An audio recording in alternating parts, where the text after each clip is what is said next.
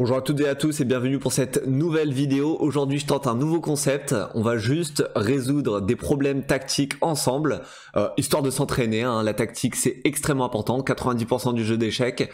Donc c'est parti, on y va avec des problèmes de difficulté 1500, 1600. On y va pour un premier problème, ici c'est très au blanc. Alors on commence par analyser la position.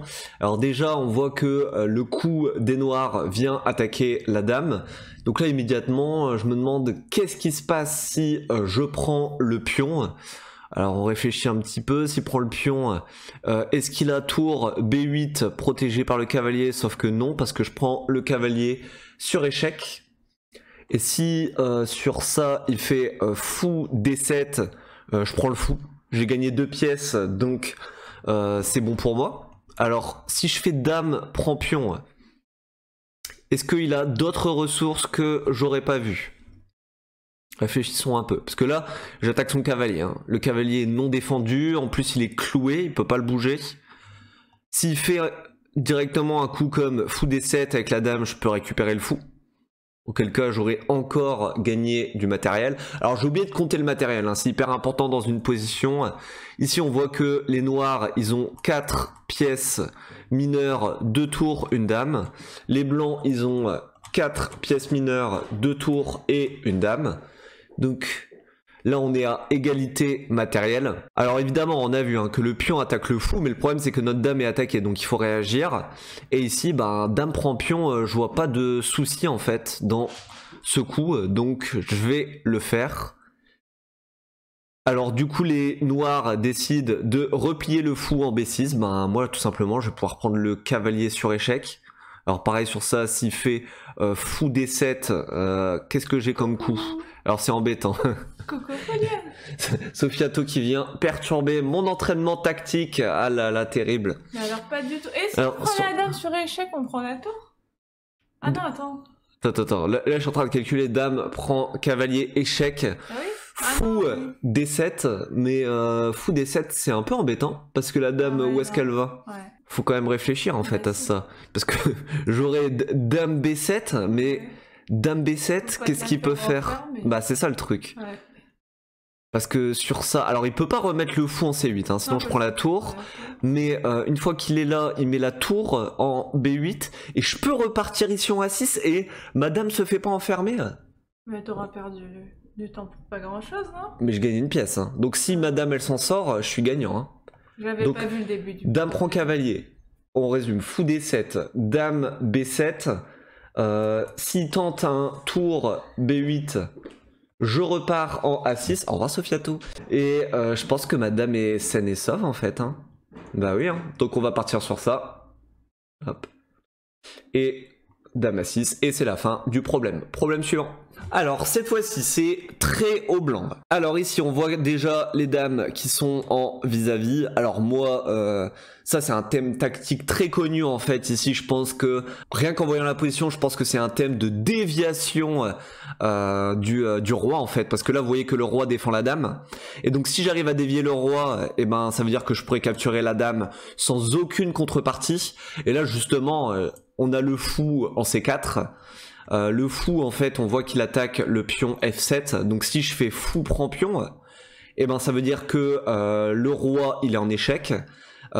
S'il mange le fou, voilà, comme j'ai dit je gagne la dame sans aucune contrepartie, je serais super bien. Et sur fou échec de toute façon le roi peut pas venir en D7 parce que c'est une case contrôlée par la dame. Donc en fait le gain il est immédiat, hein, donc je pense qu'on va partir immédiatement là-dessus. Fou prend, roi prend, dame prend. Alors, est-ce qu'il a du contre-jeu mon adversaire? S'il fait pion prend, je fais juste fou prend et je suis content, j'ai développé mon fou sur cette magnifique diagonale. En vrai, je vois pas trop ce qui peut m'arriver, hein, donc on va partir là-dessus. Fou prend, dame prend, pion prend, mais comme j'ai dit, je fais fou prend. Problème terminé. Alors, ici, c'est encore très au blanc. Alors, je vois roi noir qui est faible. Mon roi aussi est faible, hein, faut faire attention quand même. Mais là, pour l'instant, je vois pas de menace directe envers mon roi. Alors je vois qu'il y a une tour quand même, qui a une jolie colonne là sur la colonne H. Donc je me demande s'il n'y a pas des thèmes en fait ici. Des thèmes de déviation, tour prend. Rappelez-vous, hein, on commence toujours par calculer les échecs, les prises et les menaces. Ici, en échec, alors avec la dame, je vois pas d'échec intéressant. Avec cette tour-là, il n'y en a pas. Par contre, faut peut-être calculer tour prend pion échec. Ici, s'il fait roi prend, est-ce que j'ai des coups intéressants? Bah justement, je peux mobiliser ma deuxième tour en H1, échec. Le roi doit repartir, il doit repartir, disons, en G6. Bah c'est forcé en fait. Et là, j'ai dame H7. Et c'est échec et mat. Donc c'est ça en fait. C'est mat en 3 ici. Donc du coup, on y va. Tour prend, tour échec. Et bah du coup ouais, du coup il cloue sa dame, mais bon de toute façon c'est ultra gagnant. C'est quand même mat en fait. Donc voilà pour ce problème. Alors ici encore très au blanc, la dame vient de faire un échec, le roi repart en G8. Alors regardons un peu ici, est-ce qu'on a des coups intéressants? Je regarde ce fou, on peut le mobiliser directement en prenant le pion, mais est-ce que ça va apporter quelque chose? S'il fait pion prend, est-ce que j'ai des coups intéressants? Alors faudrait voir, est-ce que j'ai du dame échec derrière ou du dame échec ici? Alors il peut faire cavalier, non il peut faire fou. Il peut faire fou ici en fait tout simplement. Et du coup je vois pas trop ce que j'ai gagné. Donc ça paraît pas hyper intéressant. Pion il y aurait, sur pion ici il y aurait pion prend, dame échec. Ah, dame échec. Dame B3 ici échec paraît très intéressant parce qu'en fait le roi n'a aucune case de fuite, ce qui veut dire que les noirs doivent absolument intercepter une pièce, enfin intercepter la menace avec une pièce, sauf qu'il n'y a aucune pièce qui peut venir s'il y a le pion. Donc en fait il faut calculer ça. Dame B3 échec, il est forcé de mettre le pion en D5, sauf que j'ai la prise en passant. Et la prise en passant se fait sur échec. Alors par contre maintenant il peut clouer une pièce. D'ailleurs il va être obligé de le faire. Sur pion prend, il est obligé de mettre son fou en E6, mais j'ai dame prend. Et aucune pièce ne peut intercepter la menace, donc c'est échec et mat. Ok, bah on part là-dessus. Dame échec, prise en passant, dame prend fou, et c'est échec et mat. Nickel, problème suivant. Alors très au noir ici, alors là, clairement le roi blanc, il a l'air d'être dans un réseau de mat ici. Donc on va considérer tout de suite les échecs. Moi tout de suite j'ai envie de regarder G5, forcément G5 échecs. G5 échecs, faut analyser les différentes réponses. Alors déjà s'il repart ici, j'ai un échec à la découverte avec mon cavalier. Ouais, un échec à la découverte avec le cavalier ici. Bah je peux faire ça en fait. Je peux faire cavalier prend C4 échec. Et en fait je gagne la tour. Je peux même pas venir la défendre. Parce que son roi est obligé de repartir, on va dire, ici en F2, et je gagne la tour. Donc je suis ultra gagnant.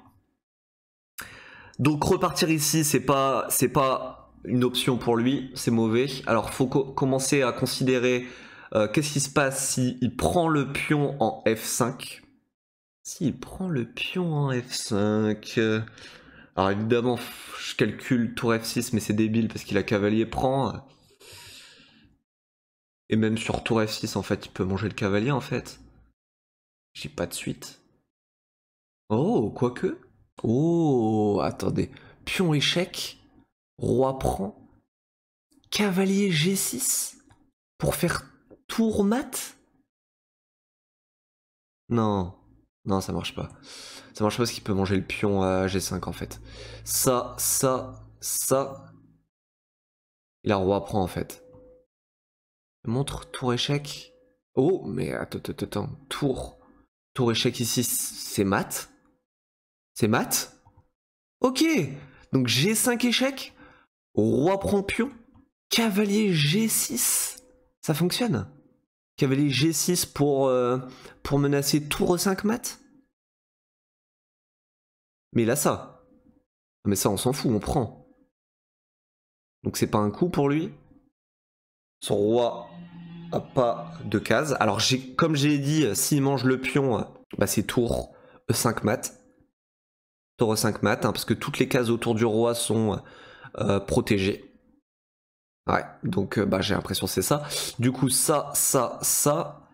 Le meilleur coup finalement, c'est quoi?